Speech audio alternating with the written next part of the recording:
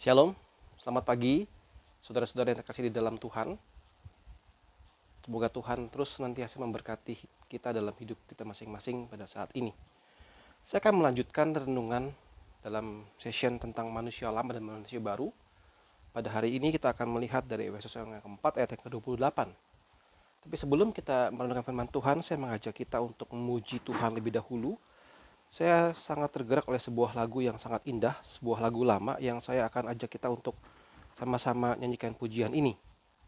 Kiranya pujian ini boleh menjadi kekuatan buat kita semua.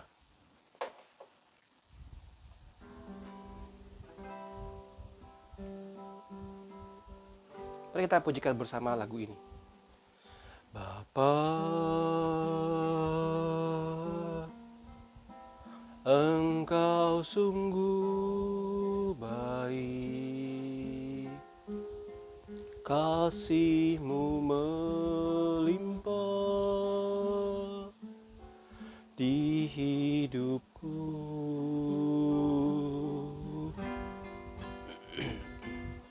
Bapa, ku berterima kasih berkat-Mu hari ini yang Kau sediakan bagiku. Ku naikkan syukurku buat hari yang Kau beri.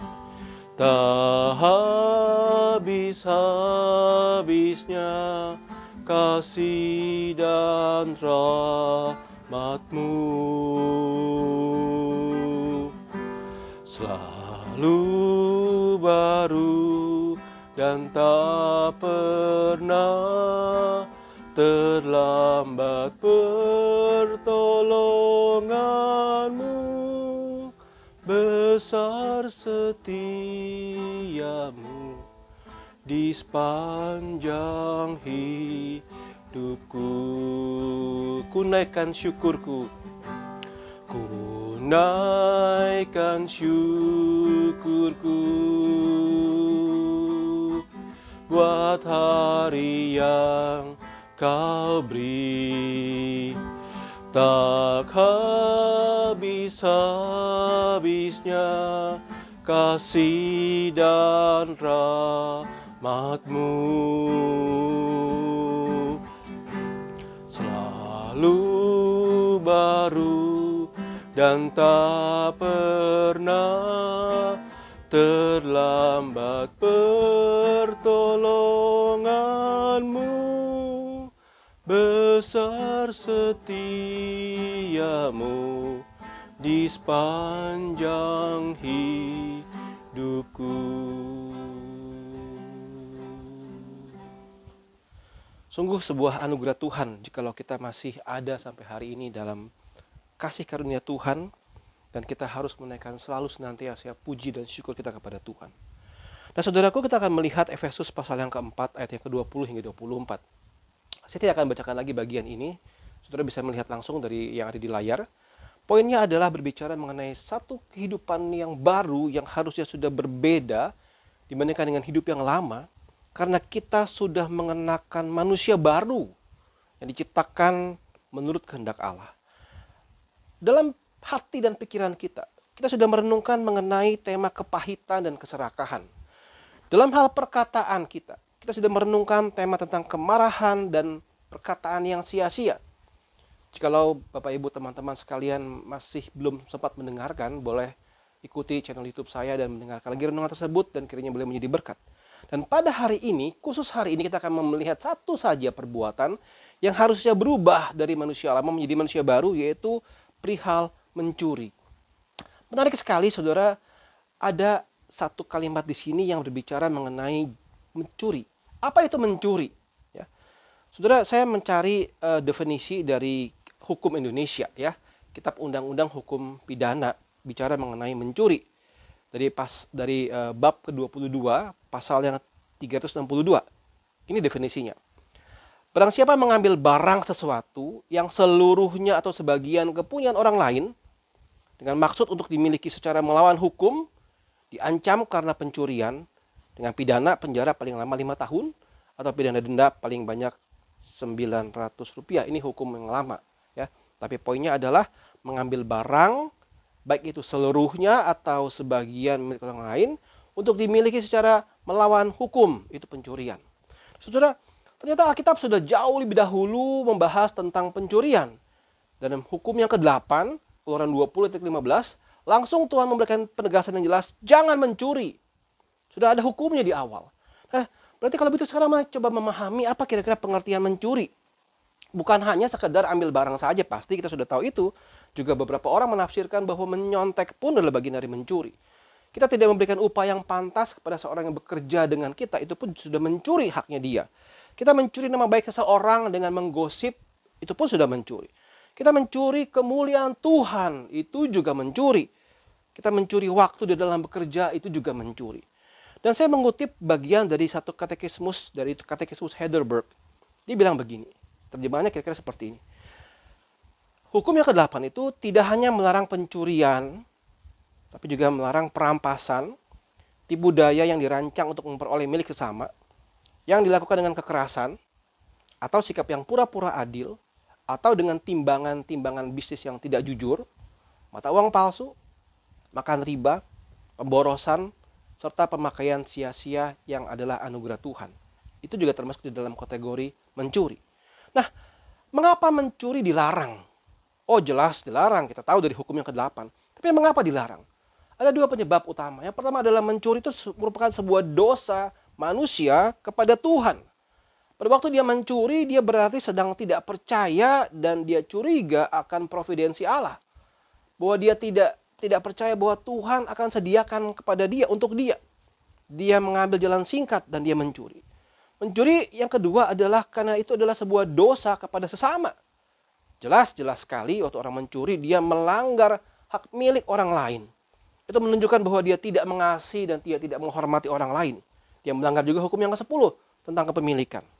Nah, Efesus pasal yang ke-4 ini ya, kalau teman-teman sudah melihat ayat ke-28, ada beberapa hal yang menarik sekali yang saya akan coba jelaskan secara sederhana. Yang pertama berbicara mengenai orang yang mencuri, jangan mencuri lagi. Tapi bekerja keras dan melakukan pekerjaan baik dengan tangannya. Coba perhatikan. Disebutkan di situ orang yang mencuri. Bukan hanya supaya jangan mencuri, tapi harus bekerja.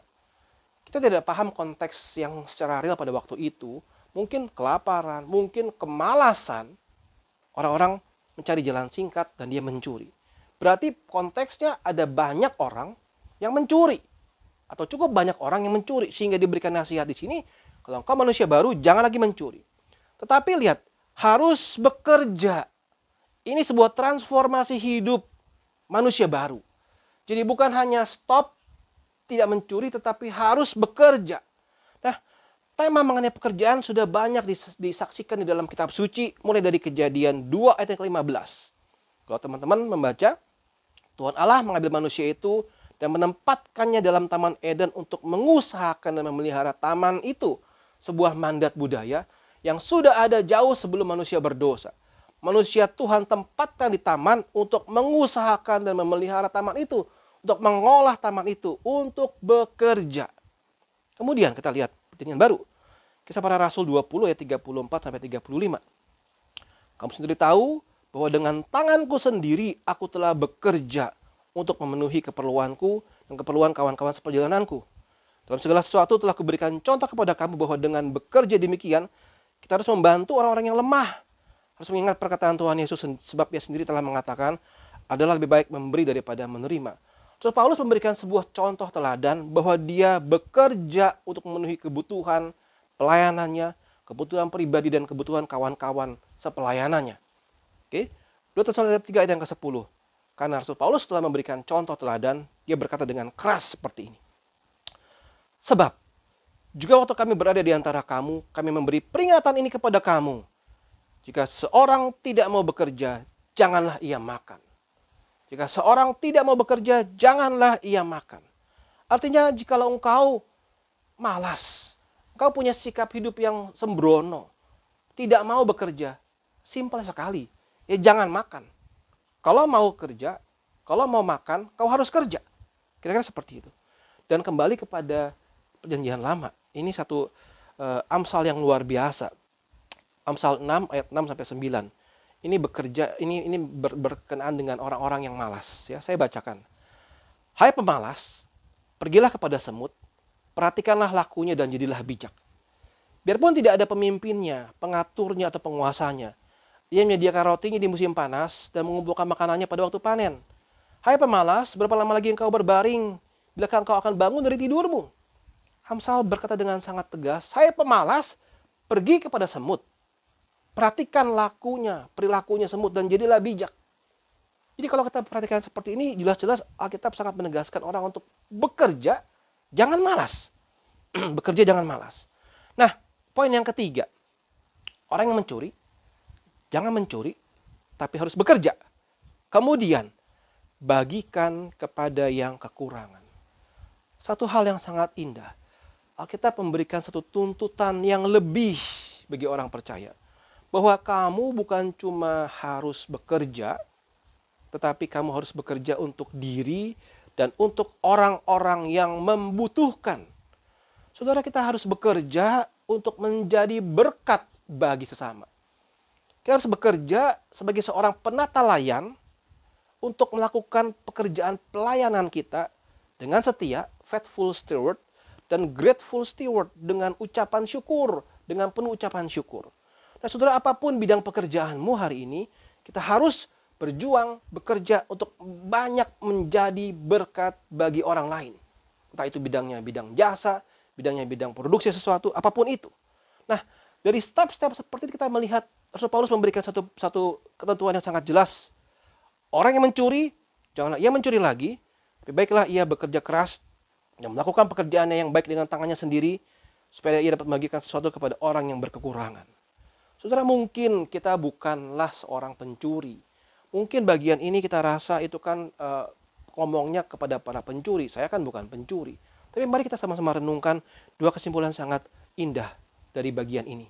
Ya. Manusia baru, manusia lama. Harus ada perubahan hidup 180 derajat.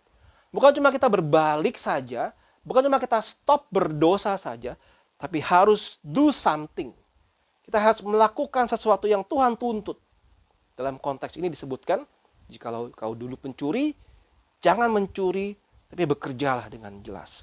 Bekerjalah dengan keras untuk orang lain juga. Nah, kesempatan yang kedua, poin yang kedua. Bukan cuma stop berdosa, tapi waktu kita lakukan sesuatu, lakukanlah kebaikan. Dan jadilah berkat. Poin yang terakhir, pekerjaanmu harus kita renungkan. Harus kita gumulkan untuk menjadi penata layan yang setia, untuk menjadi hamba yang setia, dan menjadi hamba yang selalu bersyukur kepada Tuhan. Nah, teman-teman, saudara sekalian, saya berharap renungan ini boleh mengingatkan kita kembali, boleh membuat kita tergerak hati oleh Tuhan, untuk selalu melihat aku hanya hamba yang mau dipakai oleh Tuhan. Jikalau kita pernah bergumul dengan masalah-masalah dosa, apapun itu, mungkin juga dalam salah satu adalah soal pencurian. Mari hari ini kembali kepada Tuhan, bertobat, stop berdosa. Kita sudah mengenakan manusia baru dan kita berjalan menurut ketentuan-ketentuan sebagai seorang manusia baru. Tuhan memberkati kita sekalian.